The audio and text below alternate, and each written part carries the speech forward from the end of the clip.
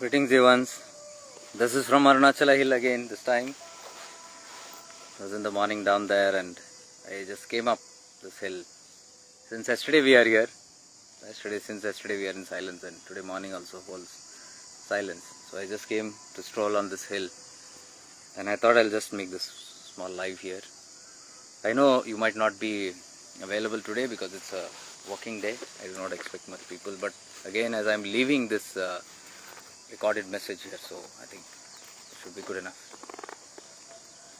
So I was just thinking about some of our friends, online friends and people who are, greetings Ji, who are actually undergoing a lot of trauma and a lot of trouble in their lives, especially the people who are in their end stage of life. There are many, and I get to know from my personal friends also, and from the internet I know of many of them who are spiritual or who are almost towards the end of their journey. So I thought I'll just make some few concerns here about it. I know it's very tough when life challenges you in that manner, however spiritual we are, however religious we are. When challenges are sometimes very overwhelming, it can be difficult to be stable. So especially the people who are affected by some kind, like let's say a terminal illness, or somebody who are moving towards the end. But I would tell you something very important, that whenever somebody is in those kind of stages, and when you know there is nothing much to do, you have done everything you feel like anything. See, because yesterday I was talking to Devi Amma also, and she was elaborating almost 1.5 hours. We were with her, and she was elaborating so much on life and life beyond and how it happens, and she was very commonly talking about it. Because for her the realization is very true, that experience is very tangible, because she has been through all those kind of experiences, even multi-dimensional kind of experiences. Like she was talking about when she came to know that we are coming to Tirunamalai. She told of one incident that happened here. One king was there and he was doing the parikrama here, Girivallam.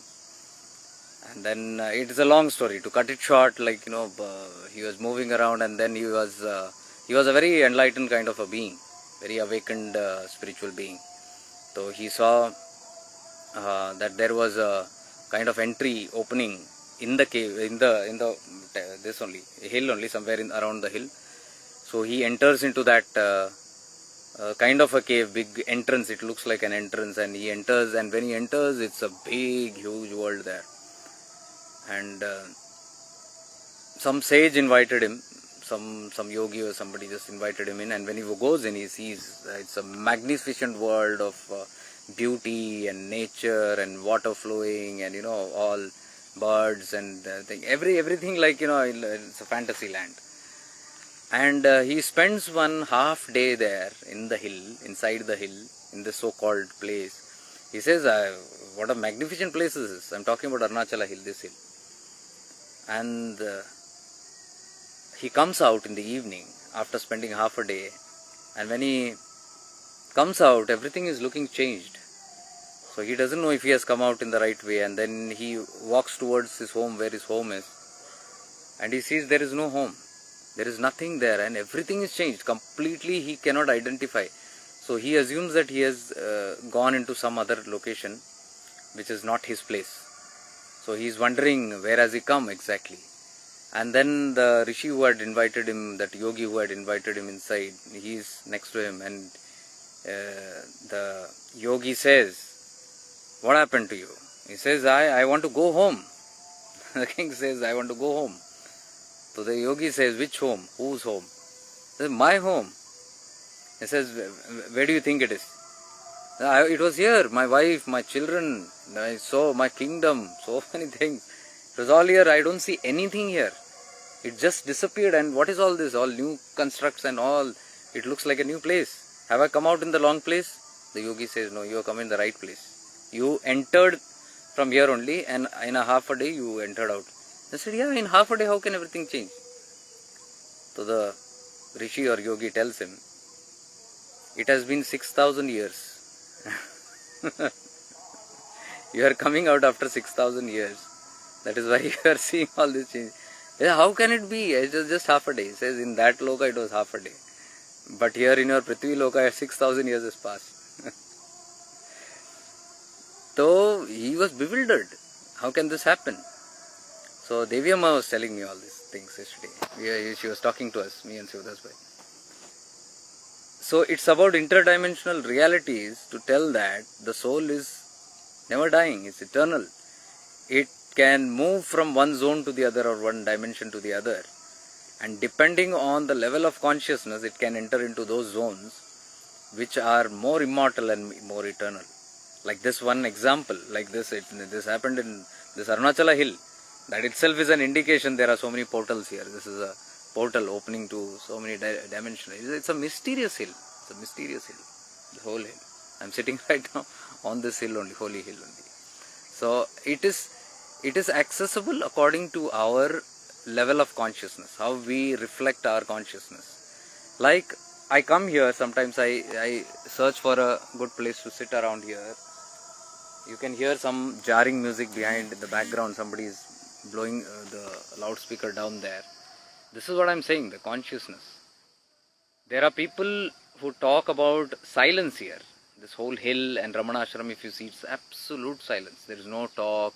Nobody even likes to talk there. Even if they want to talk, they automatically go into silence. That's the kind of energy that is there here. You don't have to force yourself, it happens. And on the other end, you can hear the jarring music. Can you see that? Same place, two different realities. See? Same place, two different realities. One is such a gross reality where there is so much of noise in the name of religious music or whatever.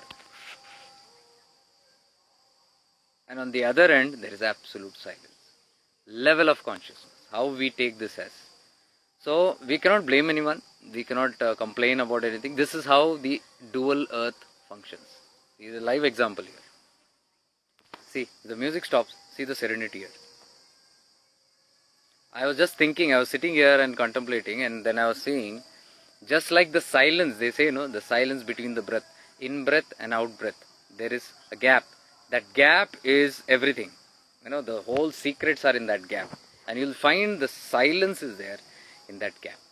So I was seeing when the songs are playing, between the songs there is a gap of silence. Amazing.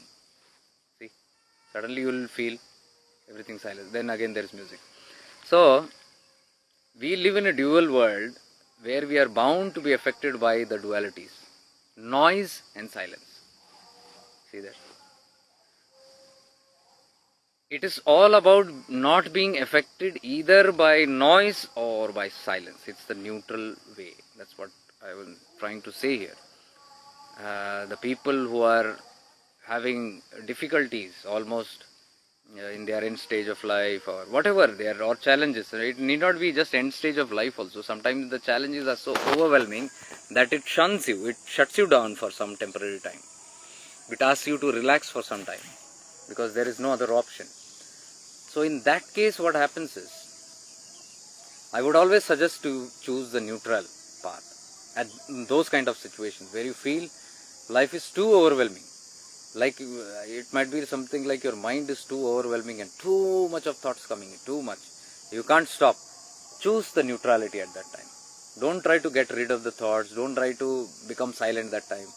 Because you are trying to jump from one end to the other. Extreme end of noise and chaos to sudden silence. That can be very challenging. To move from one end of the polarity to the other end of the polarity. Rather choose to be neutral. Come into the center, where there is neither noise or there is neither the silence. So somewhere where it can happen. What we are learning here in awareness, shifting into awareness and moving into that space of awareness. The moment you move into awareness, you will see you are moving into neutrality. Anytime you see that thing happens, it's very, very easy if you are practicing this. So anytime life overwhelms you, you will not get carried away in that current. Because it's very difficult. If it's a negative current, if it's a chaotic current, it is very difficult to pull you out of it. Even if you are a spiritual, very high spiritual person, once you go in that flow, that flood of that, whatever life challenges are, it's very difficult to stay centered. See the word centered, be centered, means stay in the center. Neither this extreme, nor that extreme. So whenever there is too much of chaos in life, too much of chaos in the mind, don't suddenly try to become empty and silent. It's very challenging, because you are trying to drop dead. It's very, very challenging. So in that stage, I always say, come to the center. Move to the how? By awareness. Shift into awareness. Practice this awareness, you will see suddenly you are neither moving to that end of the polarity nor this end. You are neither there nor here. You are in the center. So when you are in the center, life helps you. The energies helps you. You are able to stay focused. You are able to stay unaffected. So this video I am making for most of those people who are terminally ill, who are on the end stage of their lives, physically, mentally, whatever. Because I get to hear about such people on and often. And sometimes I get prayer requests requesting that, prayers be done for them. What I would suggest, instead of me praying, instead of anybody praying for you, you get into that mode, because it's very important. Somebody else's prayers is not going to help you much. What you need to do in this kind of stages, when you find it's very extreme, stay centered again. Come back to the center.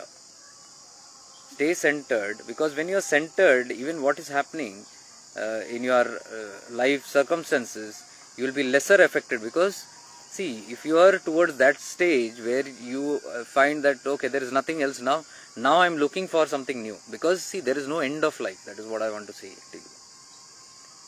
There is no end of life. You just move from one zone to the other. Okay, it's not the end. Like I told you just today morning, this example of this portal or new dimension that is there right in this hill, the sacred hill that I am sitting. Where somebody entered inside, half a day spent, came outside, 6,000 years had passed.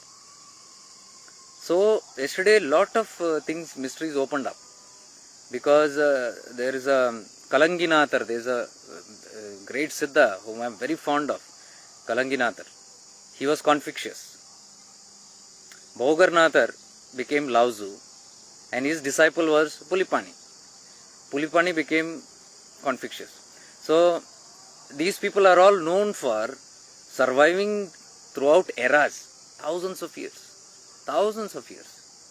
Like for example, I was saying, where me and Siddhas were only last time we were traveling, we were in Adi Kamakshi, and there is a Ekambareshwara temple now near Tiruchirappalli, Kanchipuram. So Ekambareshwara temple is of Shiva, and Adi Kamakshi is a Shakti Pita there, a very powerful place. But we had information that the great Siddha, Kalanginathar, he had taken Samadhi somewhere in Ekambareshwar temple. Nobody knows, there is no records, but somehow we were knowing. And he had entered into 5,000 years of Samadhi. So we were like, okay, he entered many years back, or maybe 2,000 years back. So now we were just talking, just casually, like 2,000 years, 5,000 years he's supposed to sit, 2,000 years has passed, another 3,000 years for him to sit there in somewhere here. We were looking around, somewhere in Ekambareshwar temple. He must be somewhere down, we don't know.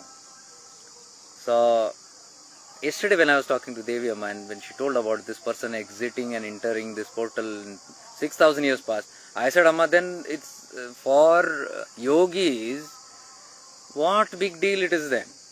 We think 5,000 years they are sitting under the ground in that Samadhi. For them it might be a couple of hours. See, that person, half day he spent, 6,000 years at passed. So in that case, for these mighty Siddhas, they are just sitting for a half a day in some other loka, higher light dimension. They enter into that dimension, their body is here, and half a day or a couple of hours, and they come back, and 5,001 yuga has passed here. See the mysteries. What I am trying to say is, see the mysteries. Why I am telling you this is purposely, because if you are thinking that life is ending and that there is no life end, this is how life continues. And why they can be around for 5,000 years, because the level of consciousness. So our attempt should be something to go into that state of consciousness. It is not about physical immortality. You cannot pull this physical body for, let's say you do any kind of stuff. There are people who are doing Kaya Kalpa here in the south, in Kerala, in Tamil Nadu. There are even film actors whom I know who have extended their life for 20 years, 40 years, and that youth is there for them. But still after some time it has to go. You cannot prolong it like 150 years or 200 years. You will not find anybody evident that way. In the so-called Kaya Kalpas of today, it might be happening at very deep levels, and those people are not interested in to show off. Like, I am a 200-year-old person, I am a 400-year-old person. See, that is why the purity level is that high. They don't want to show off. They don't want to even talk about it. They are all mighty yogis. Why they go into immortality? That is very important. Why we want to go into immortality? Why do we want to prolong our life? Immortality means for us prolonging life, long life. We are greedy for life. We are greedy for life means what? We are greedy for the things of the world. So if we prolong, if a greedy person is prolonging life, that person is prolonging life only for desires, more desires. Oh, I want to live for 200 years. And do what? So that I eat more, travel more, have enjoyment more, make merry more, have more children, more wives, more husbands, and more property. It's all based on that. So you see, and immortality will never go to that kind of person, because the purpose is very important. The yogis sit in immortality, they do all these mighty things because they have very high purposes. One is, first priority is to attain their self, to liberate, not just attain the self. It is not just about self-realization, because self-realization doesn't mean you have moksha. Please understand that. After self-realization, still your karmas to do functions. Your prarabdha will keep working. It is not going to end. Self-realization means you go beyond the prarabdha. That prarabdha does not affect you or affects you very least or none at all. That is the only advantage. But the prarabdha keeps on working still on the body and mind. Body, not even the mind. So, and when is the moksha? Moksha comes after you completely exhaust all those karmas. So, these yogis, these great rishis, these great beings who do this kind of expansion and extension of their life, bodies, is for higher purposes, to attain not just the self but to move towards liberation, and even beyond that. Not even, it doesn't stop at liberation. Why? Because after they liberate, or after they are completely out of the birth and death cycle, they want to still continue functioning, helping humanity. See that. That is why rishis like Agasthyar Mamuni, Bhogarnathar, Pulipani, Mahavatar Baba, Kalanginathar, you see all these mighty Siddhas, Tirumular, all these people, if you see, they had 5,000, 6,000, Patanjali, Yoga Rishi Patanjali, they all had immortal bodies.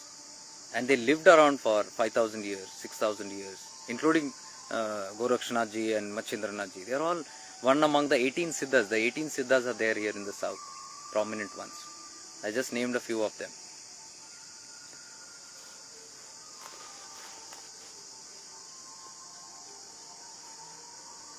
So all these people had something beyond. If you see their prime were there, it was Kaya Kalpa, it was Siddha Vidya, it was the herbal medicines, or Ayurveda, they were, or Yoga Vidya, they were all for this.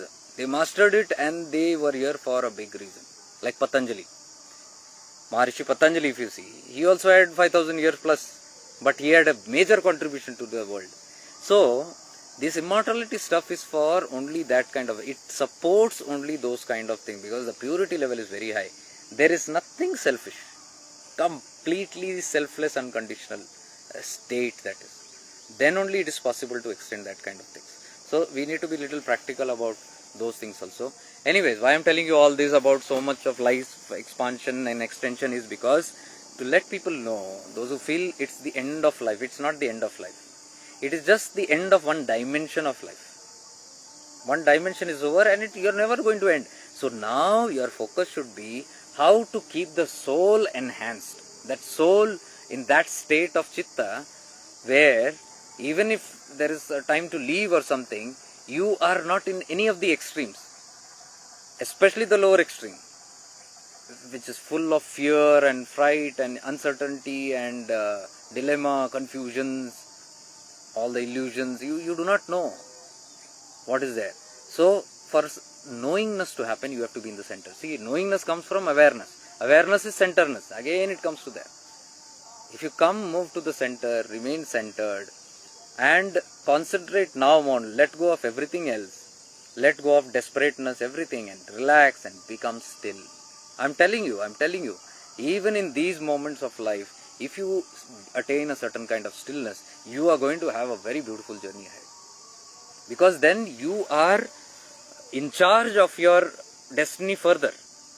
If you get carried away with all the overwhelming stuff, then you cannot be in charge of your life. You will lose charge of your life. Are you getting it? So to take charge of your life, to get control of your life, that centeredness is very, very important. You got to be centered. You got to be very much aligned and centered. So all those people who are in that mode of suffering or in that mode of helplessness, or some people have even given up. Sometimes when the life ends and when there is nothing else to do, you know that everything is gone. So all that you want to do is ease the journey now, go in ease. And then you want to desperately pray for me and all that. So I would say, instead of asking others to pray, be centered. Get to the center. Let your chit be centered. Let your chit settle down. Let it not be nischal. Let it not be chanchal. Make it nischal. Try and make it nischal. How? By coming into awareness, being still. Learn practices of awareness, of just observing everything. Observe at that moment. Be reflective. Be reflective of the world. Be reflective of the journey. Understand the journey. Contemplate the journey. And let go. There only you can do a lot of prakriyas. You can let go of a lot of stuff now. Now you know. If you were to pack up, okay. Let go of a lot of things because it's going to be heavy. Who's going to carry all this luggage? I'm not talking about living in the physical body. You can't do that. Body is going, but the mind has got a lot of stuff, overload stuff. So it is important that you drop all the baggages of the mind here itself. If you don't drop it, you are going to make your manomaya kosha very heavy, and that heaviness you are going to carry even outside, out of the body. And then you cannot be in charge of your life because there is so much of muck. The mind gets confused in that. There is so much of fear and all that. So there is nothing to fear actually. These are all moving from one zone to the other. One life arena, one dimension ends, then another is going to begin. That's why I gave you all these examples from the start. From the start, if you listen, everything I gave you, that it never ends. And so many yogis have proved it. That it is never ending. You are just a carry forward. So the only thing is we do not know what is there, and that is why the uncertainty and the fear comes. Once you understand life and the journey is never going to end, people will actually look forward. There are many yogis I have seen who say now, I'm going. I want to go. If you ask them why, they'll say there is a lot of work to do. So if there is work to do, where are you going? They say no, this body and this environment is not conducive for me now. I cannot do that kind of work. So I need to find something else. They are talking about moving into another life dimension.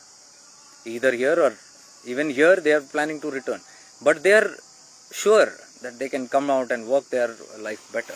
So there are people that way. That comes from a certainty, kind of knowingness of that life is not going to end here. It's going to come. And those are people who have gone into certain higher level of awareness, who have seen through awareness that this is not the end of life. So they know there is something more in life. So it is all about preparatory. I am not saying this is only for people who are going to end towards the end stages of life. No, even while we are living, because we are not all immortal. You must understand that.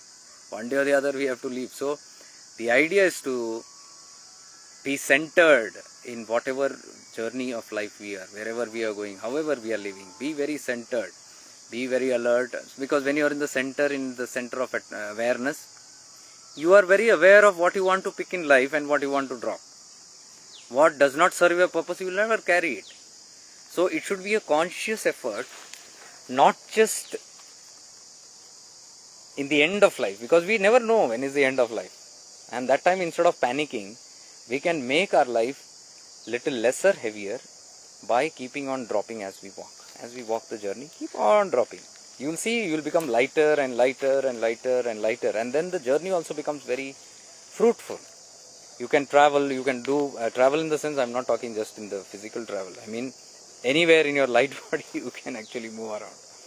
That ease is there. So, that's one example that Devi Amma told yesterday about the dimensional travels. And then I told her, oh my God, this is so easy to understand now. So that means Kalanginathar Siddhar is not for thousands of years, he is just a couple of years or couple of hours in his samadhi. And there are examples where I have read and understood about yogis sitting for 5,000 years, 6,000 years underwater, and then they are asked to be awakened. So these are people who are not having like 5,000 years. They are just a couple of days or hours. Like yesterday, even Devi Amma was telling me, see, when Ravana, there was big bells that rung in Vaikunta Loka. Vaikunta Loka, big bells were rung. So somebody asked, what happening? Why the bell ring? Oh, Ravana is born. Ravana is born. Message came. Ravana is born. So the celebration. Because Ravana is a great yogi. He is almost close to Shiva, that kind of tapasya. So everybody is rejoicing. Ravana is born. Ravana is born. And by the end of the day, again bells are ringing. Same, again, one more. So they are, now what? Oh, Ravana is gone. Ravana is gone. Vaikunta Loka. That means the entire Ramayana took place in one day in Vaikunta Loka. In that manner, she was saying. So these are all dimensional experiences what we have. Earthly experiences, this is a very stretched life. Very, very stretched life. That is why, see, we might get trailers of this. Sometimes when you sit in meditation, deep meditation, and you will see that, it's been like 2 hours. But when you open eyes, it's just 10 minutes. You look at the clock, oh, only 10 minutes passed. But I felt I was sitting for 2 hours, 3 hours, something so long. This is that same experience. Because your astral body has traveled into some other zone, some other astral realm, which is of this, which does not come under the catch of time and space. So it loses its time and space there. So when you return to the earthly body, it's just so much time. It is the other way around also. Some people sit, for 8 hours, 10 hours, they are in deep samadhi, and then they return back, they are out. And then they go, somewhere, some dimensions, 10 minutes they have spent. They just spend 10 minutes in that zone and they feel, okay, this is a quick meditation that happened. When they come back, they see 8 hours has passed. Same, these are all interdimensional realities. Why I am trying to tell you is this, is to give you the hope and faith that your life is not the end. There is no end to this soul journey. So, at the most what you do is, stay centered. Now drop off everything, all kind of desperate, understand the soul journey. Understand this is prarabdha, which is taking its form, and it has to be endured. There is nothing that, that is what even Devi Amma told me yesterday. There is nothing called special person, or just because you are a spiritual person, great person, the karma is going to, karma is always going to be there. It is only that person is not affected. She gave me example of Jesus Christ. She said, Jesus Christ, you imagine what kind of trauma they underwent. You imagine what kind of trauma Shirdi Sai Baba underwent all their lives. Nityananda, you see their lives, whole life has been full of suffering. So they were unattached to it. She was talking about her experiences and also many people. They said it's not easy. It's going to be. But only thing is, they have mastered to move beyond that. Why these extremes come? To center them. That's what I'm trying to tell you. When the extreme comes, extreme negativity, extreme hopelessness, despairness, you have to move not to the other end. No, suddenly let me find peace and moksha. It is not going to happen. You move rather to the center. See, if the seesaw is like this, and instead of, you are down here, let's say, you are weighing this whole balance down, too much of negativity. If you try to go on top, you can't go. It's very, very challenging. But if you just make little effort and move to the center, this whole thing will just balance itself. The duality balances itself. So that is what being centered is what I am talking about. Stillness. Go into a certain kind of stillness. As much as possible, still yourself. this is not a time to actually be havocing, any kind of havocs. You are very desperate and creating a lot of havoc. No, you need not have havoc at this time. You need to be more centered, because only when you are centered can you actually, be still. Because only in stillness you will realize what life is. You can even contemplate on life only when there is stillness. Otherwise, it's not. Oh, there's a spider here. So I thought I'll just make this quick short video just to talk to you about this particular thing. So do not despair, dear ones. Whenever such challenges come, absolutely do not despair. Just keep moving on, but stay centered. As much as possible, stay centered. Work on your life, reflect on your life, and find out what is remaining. If there are pending issues, settle it down completely. If there are unresolved issues of life, settle it down completely. Because when you settle it down, then you will see that suddenly the space has become easier for you. Easier for you to now, the burden has gone off. That is what is meant. That is why we have taken the human body. To offload a lot of things, unresolved issues. We are here to resolve all those issues. So if at any stage you feel that, oh my God, I have not been able to do so many things, and now what? Time is less. Nothing to worry about. Where is all this burden? It's not in your physical body. It's not that you are now unable to move or walk or run around and then everything. No, it's all about your mind body. It's all about your koshas. So now is the time to move into those areas and dump out. You can always settle down and dump out all those things. You can do a lot of work even on your bed, on your chair. That's not the end. And it can be very intense. Because now you know the urgency. So without wasting time, you can move into that center and do a lot of work on yourself. Bring up a lot of healing stuff and all that stuff. Healing doesn't mean just about the physical body. It's about the other koshas. And who knows, sometimes the cause of illnesses, most of the time, 90% of the time, or 90+% of the time, the cause of any life-threatening illnesses and all are again rooted in your higher body, subtle body. So who knows? If you, by the time you are working on your body in for complete awareness, stillness, and who knows, you might just wash out that particular root cause of that main trauma or that problem that you have, and suddenly there can be a miracle. It's possible. There are many people who have done it. Many people. Life-threatening disease also. They have worked on themselves, not on the physical body. You cannot struggle with the physical body. Don't try to repair the physical body, because what is affecting the physical body is the higher bodies. There's something that is dripping from the higher bodies that is causing that kind of a agony to the physical stuff. So the whole attention now at least must go. If whole life we have not put attention on this, because this is what all our gurus said. All the gurus, even our own masters have said this only. Root cause is somewhere else. So maybe we have not bothered it. Now also we say that, somebody pray for my physical. No, don't. Leave that physical stuff. Go deep and do your work. Because now see, the other day I was telling, if you don't spend a lot of time on yourself, if you don't give time to yourself and say, I'm busy, I've got to do this, I've got to do that. So many priorities in life. Then sometimes life makes you bedridden. Why it settles you down? Because you are not listening to life. So it puts you on bed so that is a time where your body has become still. Mind is not still. But Prakriti has made the body still. Now at least shut down and do that work, whatever. So sometimes many people have been sitting on the bed and doing their work. There was one lady who had signed up for my personal consultation, and she said she's having recurrent accidents. Recurrent. And almost all the time bedridden, and problem with her feet. Something in the feet. So when I was talking about this only, she got connected something, and then she went to do that, and we were speaking. Then I said, it's not about just physical. See, there is something that life is actually begging you to listen, pay attention. It's telling. If you see, the same trauma has been repeated through accidents, and same leg. Something is there. I don't know what is that.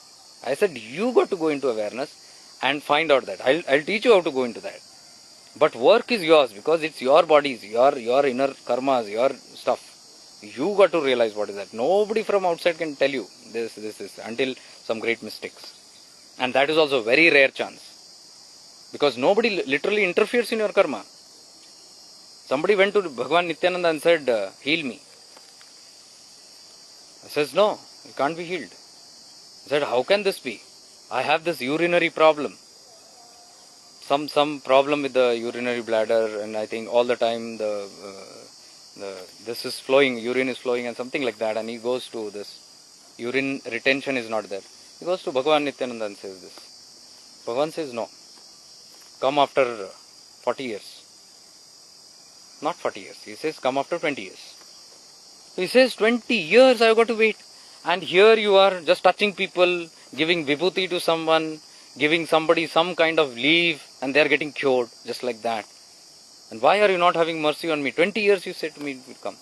He says, day one, 40 years in one lifetime you spent mixing water into the milk and selling it to people. 40 years. You added water. That water is moving out of your body right now. 20 years you have already spent. Another 20 years you need to undergo that. So only when that completes, I cannot interfere in your karma, he said. Then how this, that? That is what even I ask. Why Sai Baba heals? Okay, Sai Baba healed everyone. Jesus healed everyone. My master used to heal everyone. Why not everybody? If they were such great healers, they should just touch everybody. Go out in the world, and Jesus used to just go and touch. But he used to give eyesight to some people. Lazarus he cured from leprosy. Somebody raised from the dead person he raised up. How is that possible? And if they are really mighty healers, why don't they just go out in the humanity and heal? This is the cause. Karma, prarabdha. Because they will not directly interfere. Then how are they interfering into these people? Those people are who have completed their prarabdha.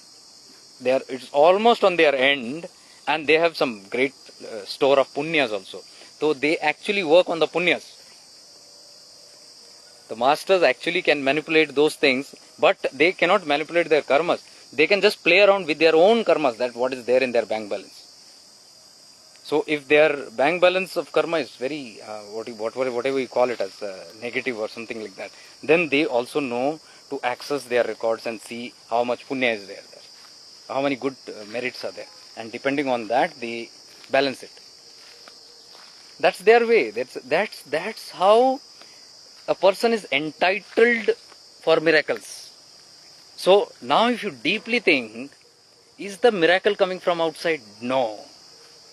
It is your own bank balance of punyas.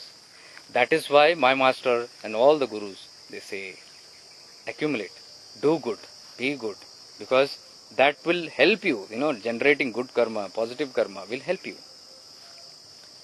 It is not for accumulating for any other purpose. Your energies, your consciousness, raising your consciousness. It is not for investing for worldly purposes. Don't do that. My guru even once upon a time he had told, he never talked about it. I heard it only once from him in Pune.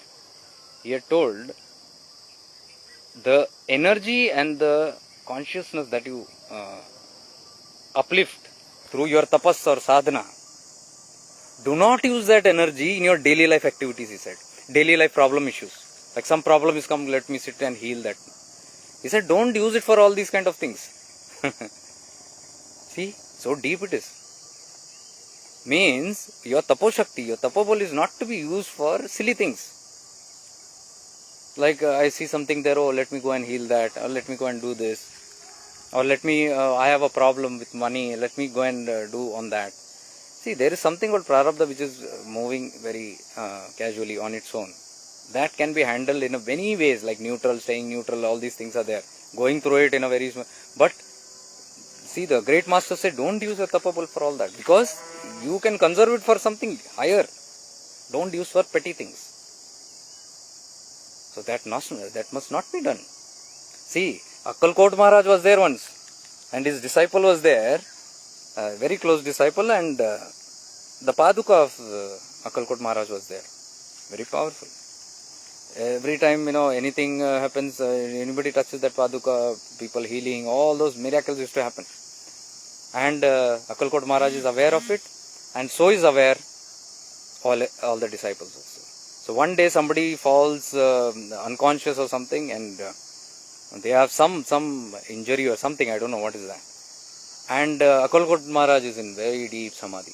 Now they want to tell Master, somebody is dying here, please save. But he is in deep samadhi, what to do? So this disciple looks, and then he says, oh, Paduka is here. He takes the Paduka, grabs the Paduka and goes and keeps it on the head of that person, whoever is unconscious or something, in deep coma or something. The moment he keeps on the head, Akalkot Maharaj gets up, Swami Samarth.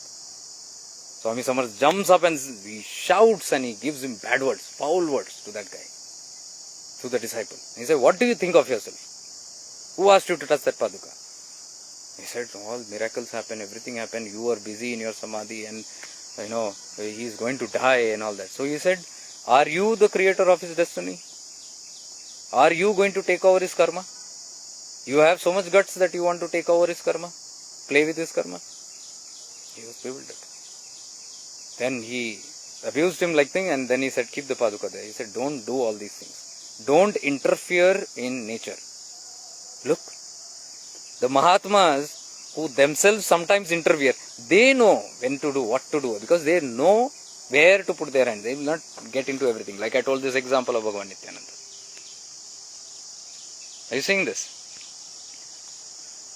So there are many such examples which can bring us to that heightened awareness that all that we do is in our hands. Yesterday Devi Amma told me, we feel that, I was telling her, so many good things happen when they go to saints and all. So she said, son, people come to saints and they fall at the feet and everything, and then they say, see, I went to this saint, my life changed. My life changed and miracle happened. It is because of that change. But it doesn't work that way, she said, son. She said, you go to a saint, that is your prarabdha that is taking you to the saint. Because you were entitled, you had that punyas or something, then only you were able to go to that saint. And okay, that saint is powerful, whatever, that energy also transferred. Because of you were entitled, you were worthy for it. In somewhere in your quota, there is that worthiness of karma, which attracted you. The time came, you need help, and it brought you to that kind of a circumstance where you got help from there, and the thing happened. And she said, the blame goes to the saint. The blame and the credit. If it does not happen, they say, okay, that's saying nothing happened, I went there, nothing. The blame goes there. And if it happens, the credit goes to the saint. She said, it's not about the saint, it's about you. See, so deep it is. So this is what, dear one, I want to convey this message today from Holy Arunachala Hill. Whatever life situations, whatever, get into stillness, especially if it is very overwhelming, especially if it is life ending, what you feel, life on earth ending, and where you are feeling helpless, where you feel that nothing more is. There is lot more to do, but you are expecting it from outside. Now at least from Bahimukhi, go Antarmukhi, go within. Don't expect things from outside. No things can do something, maybe a little more prolonging of life. But I am telling you one thing, just think about this. If you are suffering immensely in your physical body, and if you say, expand my life, extend my life, I don't want to die now, extend it for one more year. What use is that life which you are going to again immensely suffer for another 12 months? It doesn't make sense.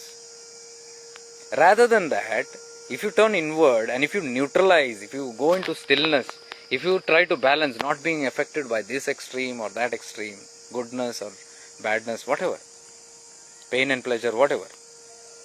I know it's not easy, but see, that's the only option that we all humans have, whether at our deathbed or even in our life journey. That is the only option we have. We can choose to delay it till deathbed, and we don't know, because then the things become more challenging, but otherwise we can do it during the lifetime only. Slowly go on going within, inward. Keep directing your all your focus and attention inward, and keep working every single day, and that will happen only when you have awareness. Only awareness can do it. If you are not in a state of awareness, you will not even remember to do this, I am telling you. When something jolts only, you will remember, oh, my karma, oh, my God, oh my guru, oh a mistake, oh a holy place. You don't need to go into that situation to get you carried to a holy place. Like if you see, I keep on coming here. I don't come here in sorrow. Even when I'm more joyful, I come here. You don't need reasons, bad reasons to come to a holy place, to go to a holy enlightened being. Why should we opt for only that? That means it's a very conditional kind of a behavior. Only if I need that kind of help, I'm going for only that. And the moment my life gets over, I'm back to my own world. Do my own nonsense. I've seen so many times when people desperately go, they are suddenly humble, they become. When life knocks them down, they become humble, they become very nice, because now they're scared. They become very changed personality, everything changes. And then they will do anything. If they have been very egoistic and all that, suddenly they will become humble. They will go and lie flat at any saint, any mystic, any mad person kind of mystic on their legs and feet. They will drink from that cup which is the most polluted one. Previously they were not that way. Now suddenly everything changes because life has made them change that way. But let's say one is the awakening of consciousness and evolution. One is if you have not evolved, then if that person gets okay also, the moment the environment gets okay, that person will return back to the old state and wait for another jolt. This is non-evolution. This is not learning the lesson. This is not understanding what benefit to take from that life incident and going back into the same and waiting for something else. The other is something shakes you badly and you are a changed person, but you are a changed person forever. You are not a temporary change. You don't have a Smashan Vairagya. Smashan Vairagya in Avadut Gita says that whenever a chitta jal rahi hai, funeral pyre is burning, and you see, oh my God, what is life? This is what life is. Life has to end somewhere. And then 2 days you are in that gloom. My life also is like this. One day it has to end. I look at my family people. Oh, one day all this has to go. My property has to go. Everything. What is the use of this life? It's such a this, oh, I need to get more spiritual, I need to get centered now. And all that kind of feeling is there. But third day, some friend meets you and they say, hey, how are you? Come, let's have a little party, chit chat. And then you are still in that mood. And then you go there, you have good music and all that, and then your mood becomes okay. Then you come back home, there is some good news at home, you are excited. And by the next day, you are back to the old world. Vairagya gone. That is called as Smashan Vairagya. So, this Avadut Gita talks about this. Smashan Vairagya, we all have. When something jolt happens, we will be temporarily. But then again, we are back to the same old thing. So, what makes us understand? Awareness. If we have awareness, oh, there's a jolt, and this topic is what I am discussing, you will be aware. Am I having an everlasting change in this transformation, or is it temporary? Am I leaving back something, or am I going back and picking the same old nonsense again? You'll be completely aware. That is a life of awareness, what I speak. It's not just a practice of shifting into awareness. Shifting into awareness and being in awareness. The journey continues. Shifting into awareness is just a practice. You shift into awareness and then you might get dropped again. You don't know. But the moment you remember, oh, I've dropped back, you again move into awareness. Then moving into the center all the time. Sometimes you'll go to this extent, too happy, too high, too excited, do this. And then you say, okay, am I getting too hyper in this? Okay, come back to the center, in awareness, stillness. Then again, it's too depressing, too much of noise, too much of stuff, too much of, chaos and all that. Oh, I'm going too down. Okay, awareness, shift. You come into the center. So when you practice this again and again, coming to the center, there will be a time when, something happens also, you will not move to it. You will be drifting like this towards an end, but suddenly you will become aware, you will come into the center. Or you'll move towards, suddenly you will become aware, you will come. You will not go and fall in that and then reel in that for a few days and then, feel like drowning. Are you getting it? So, shifting into awareness is this practice. And consistency in this is called being in awareness. Being, living in awareness, that stillness. That comes with lot of such kind of knowledge, wisdom, satsanga, what is called, the company of divine beings, the company of holy sages, great masters, enlightened beings, or company of the like-minded, positive people who are always on this kind of divine mode of reminding and all this. This is called satsanga. When you are associating, because it keeps you reminded all the time. It doesn't allow you to fade out. So these kind of activities, reading and whatever spiritual practice, regular religious practice, whatever, this practice of awareness, practice of dhyana, meditation, stillness, contemplation, reflection, the self-inquiry, who am I? All this, if you make it again and again and again and again a part of your life, you will see that you are not now shifting into awareness, but being in awareness. So this is what I suggest for those people who are feeling very desperate, despondent, and feeling it's the end of life, nothing more left. There is everything left. Yes, maybe nothing is more left in this physical world of yours. In this current situation of your relation, your whatever, all those things. It's coming to an end. Complete the chapter very nicely. Go into rootedness, go into that centeredness, go into stillness. Work on that. Because now you have all the time on earth.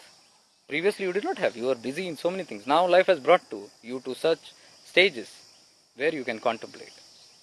Move into understanding your chitta, your consciousness. Stay rooted in your chitta. Evolve and raise your consciousness. Go and be aware of your chakras.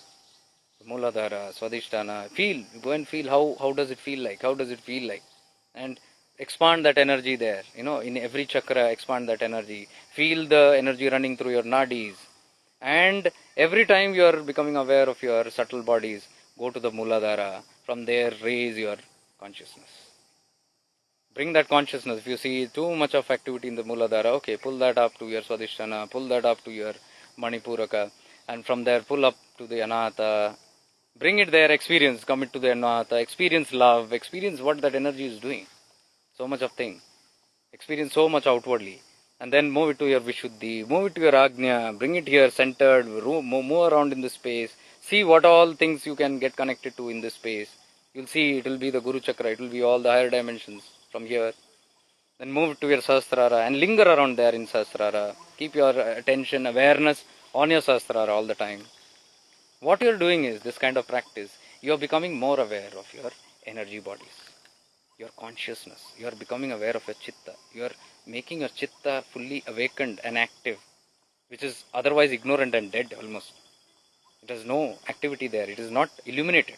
What you're doing is illuminating because you're preparing yourself now. Preparing for what? Okay, this circumstance is not good. It's not in your hands. Okay, now for the journey ahead. I'm preparing myself. So keep moving energy and always raise from lower chakras to higher chakras. Keep raising. If you know the Sushumna Nadi, good. You can move it through there and just with the feeling and awareness only you can do it. You need not know big techniques. Just this much is enough, basics. There is some consciousness down. Now the consciousness is lower. I want to bring my lower consciousness to the higher chakras. So keep bringing it up, through the Sushumna. If you do not know, okay, just contemplate on the spinal cord. Spinal cord is the best thing to do. As much as possible, remain aware of your spinal cord and just move your awareness from the tailbone, coccyx, that is the end of the tailbone. Move it through the vertebrae. Just see the consciousness moving upward to your neck area, to your skull. And bring it and remain on the skull area. Then again move the consciousness up and down. In this what happens is you are becoming aware of higher dimensions here. Because all these things what I told you, chakras or nadis or spinal cord, these are all the tools to get you connected to the higher realms. So what happens is in the process, while you are moving in this life journey, you will see that your consciousness also is moving in that direction. Your consciousness is much better than before. And when you raise your consciousness, you will see that you are centered. You won't get affected. If you are in a high state of consciousness, you won't get affected by even the pain and pleasures and all those negative and positives and all that. You are beyond that. So all the time remain centered there. So you will have done a good homework instead of wasting your time. Now you can do a good homework that will prepare your journey for the next and look forward to a beautiful journey. I'm telling you, look forward because life doesn't end. I gave you all these examples. Your soul will not end. There are very good chances that you will have very beautiful life ahead. Bhagavan Nityananda blessed Tulsi Amma. Tulsi Amma's disciple was uh, Sunandatai. Sunandamma, I think, her name.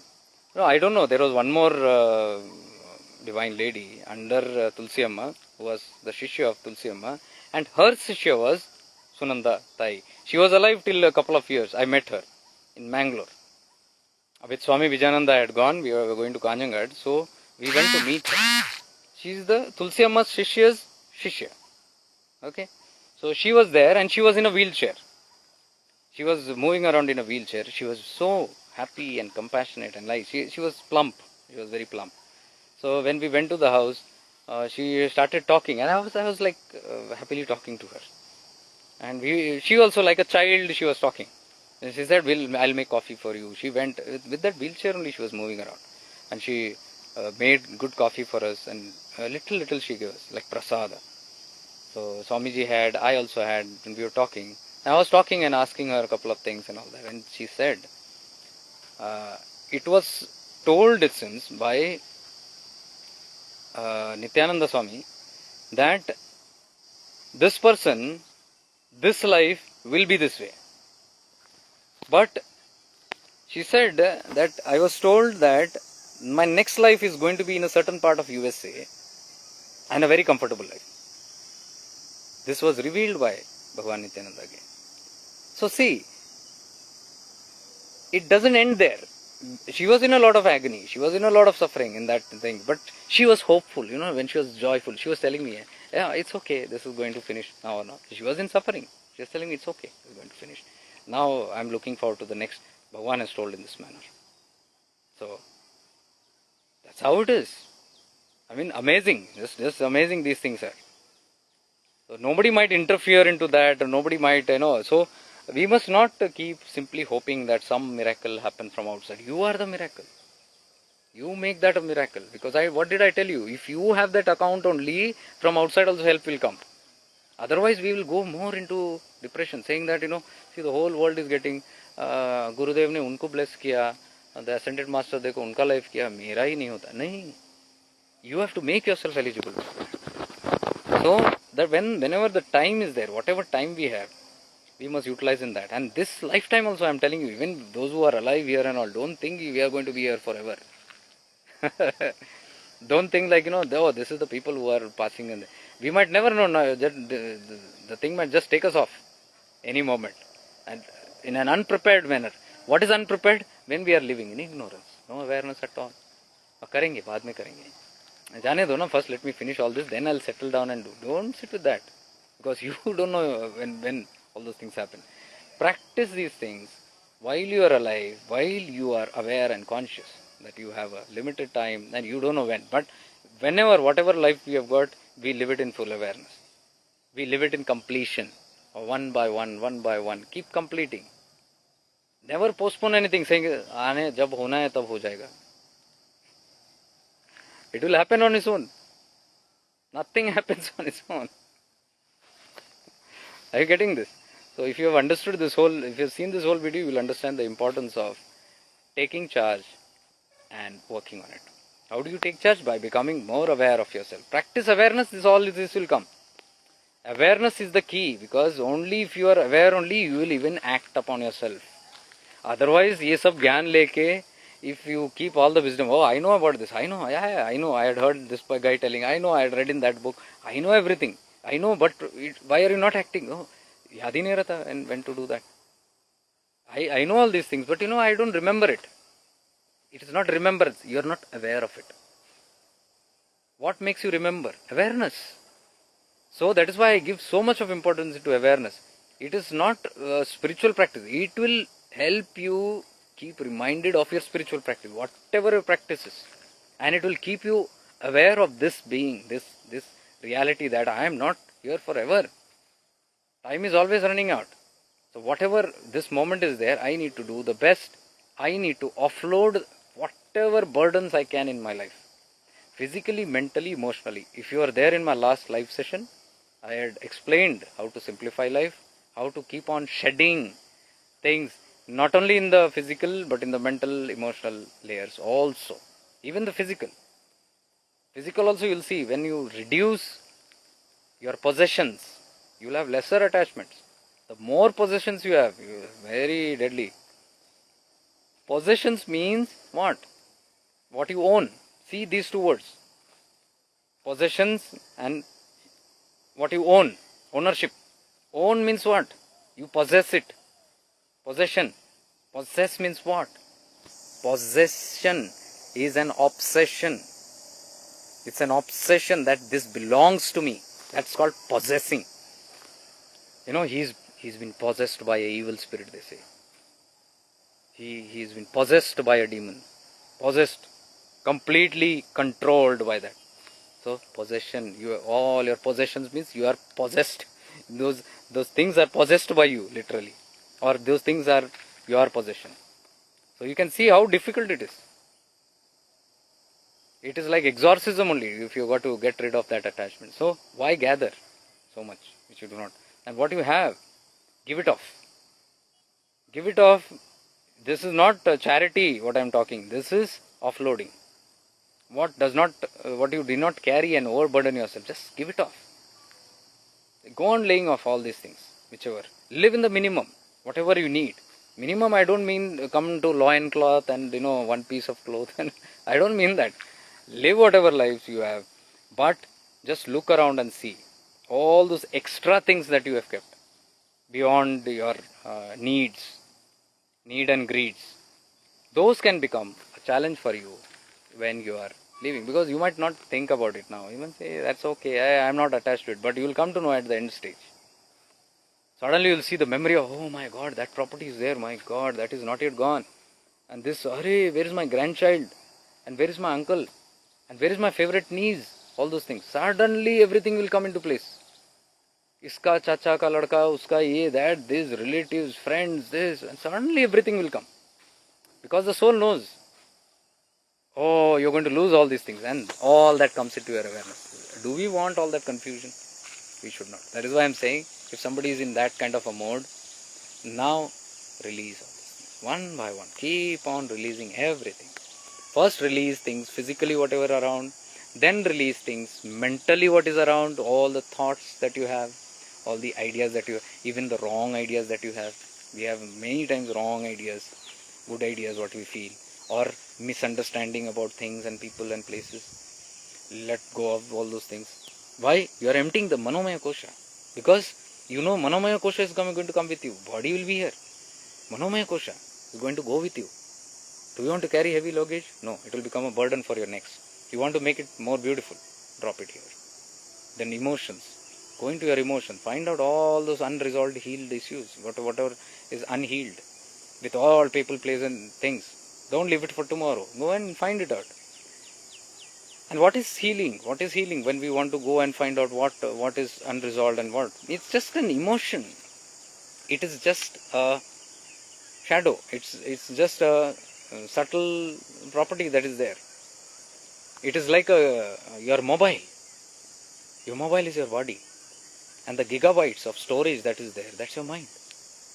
Now if you have got 64 gigabytes, GB space in your cell phone, and let's say only 2 cell phone is there, 2 gigabytes is there.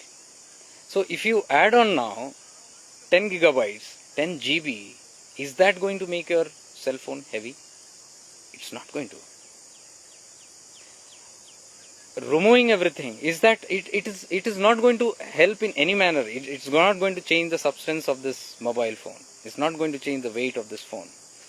That's that sukshma property. But it affects the way your phone functions. It can even hang your phone if it is too much. But the weight is nothing. So this, I know, a couple of days I'm getting these kind of messages. People are passing, people are terminally ill, praying, seeking healing, praying, asking for prayers, asking for messages from somewhere. I'm saying don't do anything. If you find you're on the last stages, just follow this video. If you have come late also, just follow this video in the start. You'll know what to exactly do. How to become aware of those last, whatever those days are. You'll go from panic to joy, because you have a new opening coming up and you're not looking forward. Like I told you, Tulsi Amma Shishya, when she told me, I'm looking forward because Bhagavan told me this Janma is going to be this way. This is my Prarabdha. But my next Janma, he has indicated. I know which place also I'm going to be born, he has told. So I'll be there in that place. But I look forward to, I'm preparing for that. Happily she made coffee for me. Very happily. So I was like, my God, she's under so much pain and all this and she's so overjoyed. See, that is because you have something to look forward to. This is what you need to tell those people who are feeling that their end of life is come and they have nothing else to know. Give them hope. Give them hope. Show them this video. Show this entire video to them. They'll understand what they have to do. This is not a time to be despondent or regret or feel guilty or angered or anything. This is nothing. This is to release about all those things. So, ask them to stay centered, focus, and whatever time they have on this earthly plane, there is much more joy ahead if they work on this right now. Otherwise, it's going to be very difficult for them. You know, the greatest gift you can give a human being is at the deathbed. Please understand. Or anybody who is moving towards it. And deathbed, I am not meaning only the people who are dying. We are all dying. Please understand this. We are all moving towards our grave. We are not spared. Maybe we have a little more time. Who knows? That also we don't know. We don't know the next moment. So being prepared all the time, this whole video will help. How to be prepared. It will help them and us all also. So this level of consciousness can only happen if you practice awareness. This practicing of awareness will keep these things always in your mind and above your mind again. Okay? One is remembering things. Remembering things, remember. It is mind work. Mind ego work. And when you try to remember and work with your mind, you will only get stressed out. You will get depressed more because your thoughts will overwhelm you. What I am talking is not that. I am talking is about awareness. Awareness is beyond the mind. It is a work of consciousness. You becoming conscious of something. You living a life of consciousness. You living a life of awareness. That's a different thing. It has nothing to do with the mind. Awareness and consciousness watches the mind. It doesn't mingle in the mind. That's the difference. Okay? Get this very clear. So living a life of conscious awareness or awareness that is conscious of itself is a much, much powerful way of living life. Every moment you know what to drop where, what to not pick where, what to not add on new things where, and when is the right time to just let go of things, and most importantly, when it is not right to accumulate anymore. Stop accumulation of all kinds, physical, mental, emotional, immediately. That's one immediate step that you can take, accumulation. First stop accumulation, then only you will be able to load shed. Without stopping this, you cannot do that. Try doing it, you will fail. If you are in a habit of accumulating more and more, and then if you try to offshed, offload a lot of things, it will not happen. You will see it will be a confusion. First you stop the process. Like I always say, you sit every morning, you sit every night, you do healing and all those things. Okay, you are discharging a lot of karmas, you are dissolving a lot of karmas, but are you aware the whole day not to build in new karma? There are many people who tell me, 10 years, 12 years past, I am doing rigorous sadhana, this, that, but not starting. You are not stopping new entry. From this end you are emptying, from this end you are pushing in new things. And you are back to square one. The thing, first it has to stop. Creation of new karma. Stop. How? With only consciousness, with only life of awareness. You are aware. Every moment you are aware. If I do this, I will get hooked onto this. If I get attached to that thing, it's a big problem. If I get too intermingling with this person, another new karmic debt. Karma bandhan. Karma runa. Everything is runa. Everything is a karmic debt. You will be so conscious. Every act of yours. Is this building up my karmic runa? What you are doing in that? You are neutral. You are stopping first. New karma. And then begins the process of neutralizing. Reduction. All this will only happen if you are aware. So dear ones, give it to those people who you feel you need it the most. Stop them to ask pleading help here and there, and it's not going to help anyway. Like I told you what? All the great mystics also. Yesterday Devi Amma told this very clearly. Saint get the blame and saint get the credit. Person comes to us, falls at the feet, okay, they are blessed. My life is changed. They go, hooray, this person has changed. He gets the credit. Saint gets the credit. Oh, I went to that saint, nothing happened to me. Oh, gone. I don't think the saint. they get the blame. Whereas they have nothing to do with either. It was your worthiness, your good karma that brought yourself to them and made you receive that. They are powerful, but that receiving happened only because of your karma. And that receiving did not happen because of your karma. See how important, what message that she said yesterday. Saints are given the credit and saints are given the blame. God is given the credit and God is given the blame. Whereas God or saints have nothing to do with anybody. How do we understand this? Awareness. Only when you are conscious and aware of these things, you will notice. Otherwise, ignorant life, you will just keep moving. You will always want some help, advice, blessings from something outside, some saint outside, some being or some place outside. We don't come here because some problem is there. Oh, life problem, chalo jayenge Tirunamal. No, even when life is blissful, we are here. That's what I want to tell you. Only when you get a bite, we shouldn't turn to meditation or run to saints. You make it a part of life, because what you are doing, you are enhancing your consciousness as you move in this journey.